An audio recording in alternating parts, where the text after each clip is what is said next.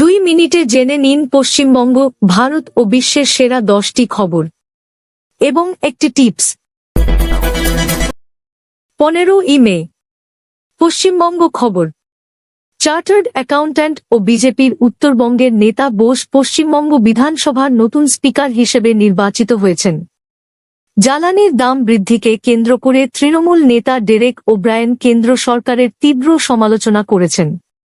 এদিকে money laundering মামলায় কলকাতা পুলিশের ডিসি শান্তনু সিনহা বিশ্বাসকে গ্রেপ্তার করেছে ইডি।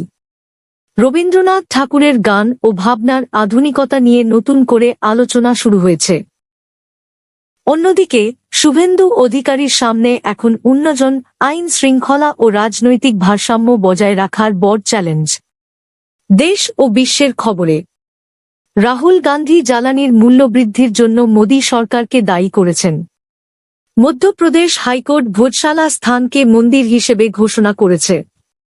আবহাওয়া দপ্তর জানিয়েছে, আগামী 26 মে কেরালায় প্রবেশ করতে পারে দক্ষিণ পশ্চিম মৌসুমি বায়ু। সংযুক্ত আরব আমিরশাহী সফরে প্রধানমন্ত্রী পশ্চিম এশিয়ায় শান্তির জন্য ভারতের সহযোগিতার আশ্বাস দিয়েছেন। আজকের টিপস, আগামীকাল জেনে নিন বাস্তুশাস্ত্র অনুযায়ী কিভাবে বাড়ি সুরক্ষিত রাখবেন। এই খবর আপনি রাত 9টা থেকে 10টার মধ্যে পাবেন, রবিবার ছাড়া। যদি নতুন সদস্য আপনি এই খবর থেকে সন্তুষ্ট তাহলে সাবস্ক্রাইব করুন, শেয়ার করুন এবং এই ভিডিওটি লাইক করুন। দেখার জন্য ধন্যবাদ।